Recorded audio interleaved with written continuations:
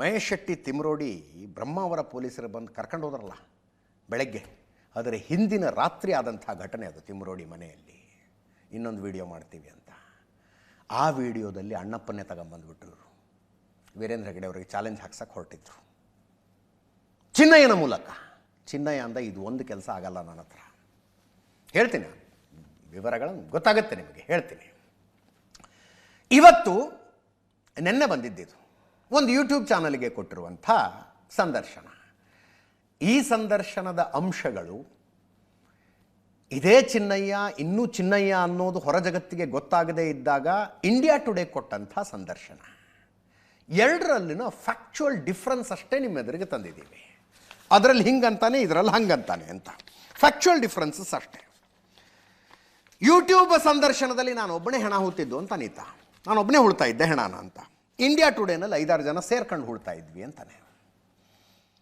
ಹೆಣ ಹೂಳುವಾಗ ಪೊಲೀಸರ ಜೊತೆಗಿರ್ತಾ ಇದ್ರು ಅಂತ ಇದೇ ಯೂಟ್ಯೂಬ್ನಲ್ಲಿ ಇನ್ನೊಂದು ಸಲ ಹೇಳೋದು. ಪೊಲೀಸರ ಜೊತೆಗಿರ್ತಾ ಇದ್ರು, ಏನು ಪ್ರೊಸೀಜರೇ ಆಗ್ತಿರಲಿಲ್ಲ ಅಂತ. ಇಂಡಿಯಾ ಟುಡೇದಲ್ಲಿ ದೇವಸ್ಥಾನದ ಸಿಬ್ಬಂದಿ ನಮ್ಮ ಜೊತೆಗಿರ್ತಾ ಇದ್ರು ಅಂತ ಹೇಳ್ತಾನೆ. ಸಾವಿರಾರು ಹೆಣ ಹೂತಿದ್ದೀನಿ ಅಂತ ಯೂಟ್ಯೂಬ್ ಚಾನಲ್ನಲ್ಲಿ ಹೇಳೋದು. ಇಂಡಿಯಾ ಟುಡೇನಲ್ಲಿ ಅದು ನೂರಾರು ಆಗಿತ್ತು. ಸೌಜನ್ಯ ಕೇಸಿನ ವಿಷಯ ಬಂತು. ಸೌಜನ್ಯ ಕೇಸಿನ ಪ್ರಶ್ನೆ, ಯಾಕಂದರೆ 1994 2014 ಡಿಸೆಂಬರ್ ತನಕ ಈತ ಧರ್ಮಸ್ಥಳದಲ್ಲಿದ್ದದ್ದು 20 ವರ್ಷ.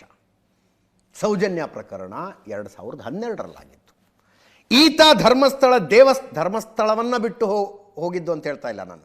ಧರ್ಮಸ್ಥಳ ದೇವಸ್ಥಾನದ ನೌಕರಿ ಬಿಟ್ಟು ಹೋಗುವುದಕ್ಕಿಂತ 1.5 ವರ್ಷ ಮೊದಲು ಸೌಜನ್ಯಾಳ ಕೊಲೆಯಾಗಿದ್ದು. ಹಂಗಿದ್ರೆ ಏನಾದ್ರು ಗೊತ್ತಿರಬೇಕಲ್ಲ ಇವನಿಗೆ. ಒಂದು ತಾರ್ಕಿಕವಾದ ಪ್ರಶ್ನೆಯನ್ನು ಕೇಳ್ತಾ ಇದ್ದೆ ನಾನು.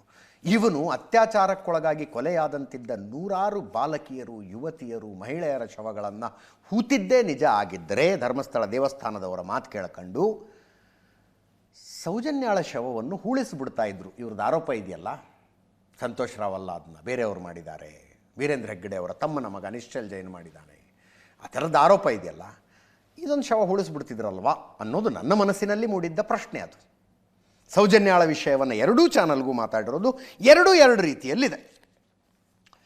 ಅದರಲ್ಲಿ ಹೇಳೋದು, ಸೌಜನ್ಯ ಕೇಸನ್ನು ಖುದ್ದಾಗಿ ನೋಡಿದ್ದೆ, ಕಣ್ಣಾರೆ ಕಂಡಿದ್ದೀನಿ ಅಂತ ಯೂಟ್ಯೂಬ್ ಚಾನಲ್ಲಿನ ಸಂದರ್ಶನದಲ್ಲಿ ಹೇಳಿದರೆ, ಆವತ್ತು ನಾನು ಧರ್ಮಸ್ಥಳದಲ್ಲಿ ಇರಲೇ ಇಲ್ಲ ಅಂತ ಇಂಡಿಯಾ ಟುಡೇ ಚಾನಲಲ್ಲಿ ಹೇಳಿದ್ದು.